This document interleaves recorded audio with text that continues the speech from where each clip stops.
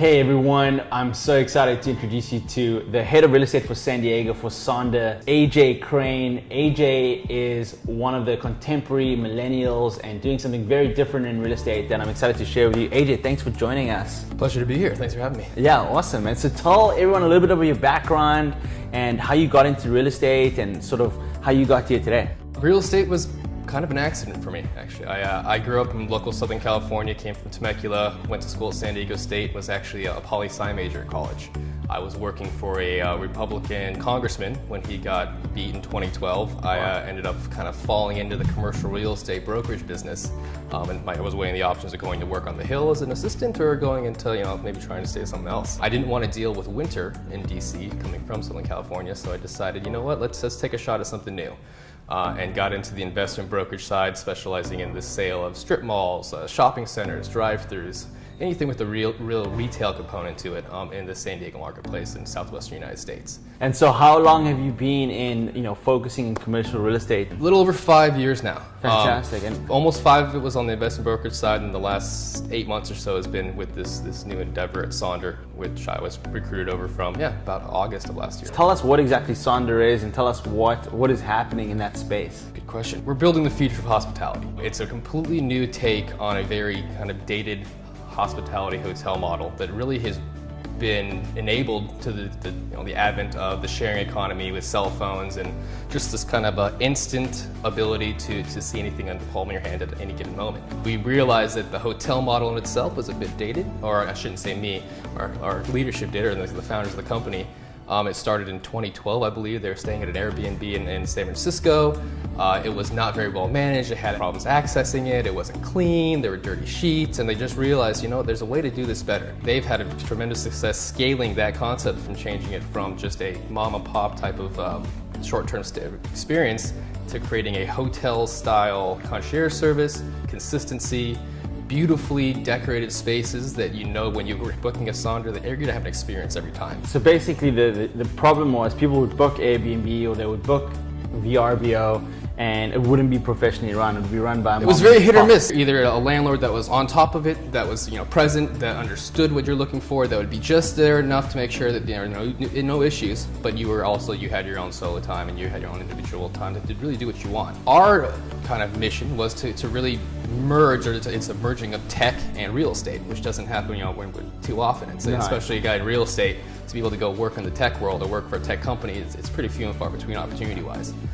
So the kind of founder's goal was to just create this consistent, high-quality, beautiful experience where people, when they come to stay in a city, they feel immersed in the city. They feel like a local. They're not staying in a hotel where you're going to pay $250 for 2 queen beds and a kitchenette and room service. What you can do is get cheaper than that. You can get a 2-bedroom apartment. So if you're traveling with kids or a nanny, you can get that cheaper. You can have all the amenities and creature comforts that you would have if you were at home, but also the ability to call one of our on-call hospitality agents and have them bring you extra towels, extra dishwasher detergent, a pack and play for your kid if you'd like. So you basically structured the Airbnb or the vacation rental model in a level of services that a regular mom and pop person doing that can't really achieve, right? Because you guys have scale. You guys are in 13 cities. It's night and day. You guys are all over the world, right?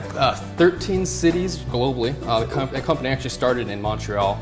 So we're in Canada. Yep. Right now we are in London, Rome, Vancouver, Montreal, Miami, Chicago, Boston, San Diego, San Francisco, New York. We're getting our footprint in, and we're looking to rapidly expand to this year as well. Fantastic. It's a venture capital funded company, gone through 3 rounds of series funding, and we're just getting started. It's an exciting thing. That's crazy. What's so crazy is, I feel real estate is a slow build, but tech is like this fast build, right? Sort of similar to what WeWork has done in the office space. You guys are able to kind of get that growth. I mean, they're a $20 billion company at the moment. Very similar to WeWork, I would say, in the sense that it's sharing space. Scaling it was relatively quick, but there's a lot of growing pains. You realize anyone who's ever done their own Airbnb, doing 1 or 2 is actually manageable. There's a nice profit involved. You clean it. You're having friends help clean it. You do the sketching yourself. But scaling more than maybe 3, 4, 5, 6, 10, 100, 200, 1,000 at a time takes a lot of logistic work. You start looking at contracting out housekeepers, so making sure that you have a customer service team intact, making sure that you have standard operating procedures and great ways of communication with your clients. You want to make sure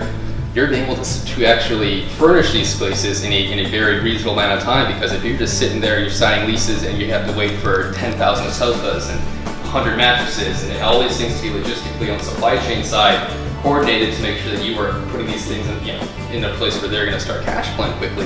Let's talk about some of the challenges just politically or locally on what's happening with just vacation rentals in general, because technology seems to disrupt things, just like Uber, Lyft has disrupted the taxi business, right?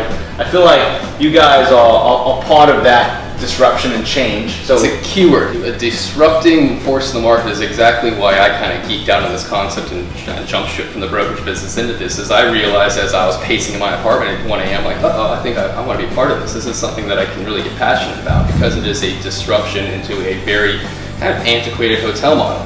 If you look at most of the big hotels around today, they haven't really changed much in the last 100 years. It's really based in this early 1900s, late 1800s philosophy where people come up and they expect to be served. You have your, back in the butler days, where you just want to have that level of service or servants almost around you at all times to take care of your needs. This new kind of generation, or this generational shift we're seeing, are people don't really necessarily want that or need that. They want to be left alone. They want to be able to check in with their phone. They don't really necessarily have to engage with anyone if they don't want to. And what is that clientele when you say this generation? So is that our generation, that's millennials, or Gen Zs, or baby boomers? What is that? I thought it would be primarily geared towards millennials.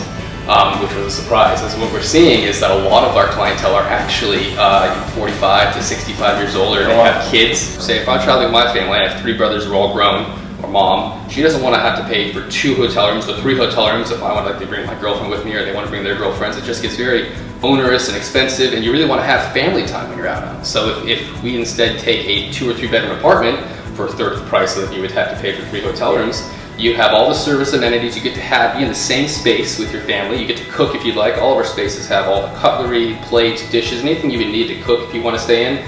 We have cable, and it's a very comfortable feel as well. So it wasn't mainly just millennials that were interested in this. It was broad spectrum all across. That's fantastic. So then talk about some of the challenges with regarding doing this sort of management of these sort of vacation. I mean, are you experiencing the same challenges like parties, like in a hotel room, or what are some of the? That's one of the big negative connotations that we have had to really get over when speaking with landlords, because there still is technically this Wild West environment that this whole Airbnb economy has created, where it really is not regulated. Anybody can do it. You have absentee owners that aren't around if say there is a nuisance issue in certain buildings, and we've really done a lot to meter that. One, we don't go into single family neighborhoods. We don't need to be there. We shouldn't be there. From an economy of scale standpoint, it's not the best way to operate. So does that mean you're mostly in urban settings you're focusing on? We are focused primarily on in commercial and mixed use zones, and we've realized that for a couple of reasons. One, from once again economy of scale, it's easier to service 10 units in one area than 15 spread out over 16 blocks. Also, we are very supportive of local small businesses, and we've realized that in areas where we've come into mixed use buildings, you see a very positive correlation to local retail and businesses in the area, because instead of having one person living above you that would maybe go once or twice a month to your restaurant, you have 4 or 5 different guests that are turning over constantly. You're basically saying that this is a catalyst to pump small business by having these people that come in, spend money because they're in the local area. Tourism, I mean, you can't get around. San Diego is one of the largest tourist markets in the world. And we do, and you'd think that we'd have mostly just tourists coming in, but we also see a lot of business travelers. We see a lot of traveling nurses. We see a lot of people that are going to be in town for for a month or more or so, that don't want to be in a Ramada Inn or in a Hilton Garden Suites or whatever it may be. They want to be in an apartment feel. It's a serviced apartment, just like home. In a lot of cases, our reviews will state that they prefer to live in one of our units than they do at home. And I love that. I love how you guys are sort of focusing on the professional clientele, right? Because that attracts the right kind of people who are going to spend money locally, who are going to go eat out in that restaurants, who are going to go buy that retail merchandise that they're going to take back home. So I think that's going to grow the economy. And I think San Diego or any other city that you're focusing on, should be excited about that. We also realize that there's a housing shortage issue in San Diego. I mean, without a doubt, affordable housing has been one of the hot button topics also in San Diego for quite some time. We don't want to take away housing stock or drive up rental rates in these single-family neighborhoods. We want to stay in areas that, essentially zoning-wise, hotels would be allowed to be in anyway, that are going to be very retail-oriented. They're going to be positioned that we're going to be able to help the local economy and housing process rather than be a detriment to it. And the stock that we take is so minimal compared to the overall homes in the area that we don't, unfortunately, we're just going to be a drop in the bucket. But if other businesses would kind of adapt our mindset or regulate it properly, well, we should be able to alleviate a tiny strain on the housing market. But the overall problem is much more, I'd say, underlying. With it's. So to talk about where you guys are now, then we'll talk about where you guys are planning on going down the road, and what do you see happening. So when I came on, or our management team here locally started, we cut half of the units we had. So we had about 80, 90, I think, when we just started. We cut almost all of them actually, because they were not up to brand standard.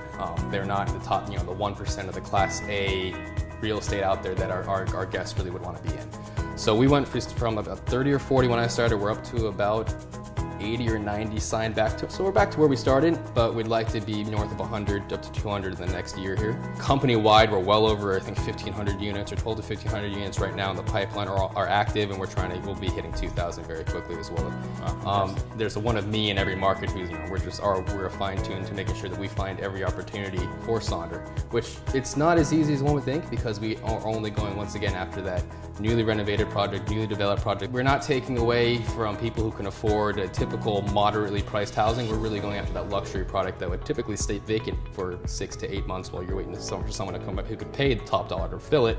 We'll pay that top dollar, we'll sign a longer term lease, we'll make sure that you get your paycheck or your rent check every month on the first, you have no vacancy turnover, you have no leasing costs or and that's exactly why we engaged you guys, because it was something for us where we're less on the management side, we're more on the opportunistic side, finding the right opportunities. But I think the synergies came from you guys really providing that great service to that end user. We can help provide the buildings. And we can essentially turn what is one of the historically most safe or risk-averse asset types, which is a multifamily building, into a almost double net leased product, which doesn't exist yet.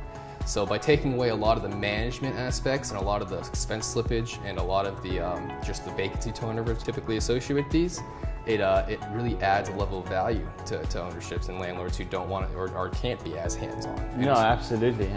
So yeah, we're excited. I mean, we just did that deal, 7 units.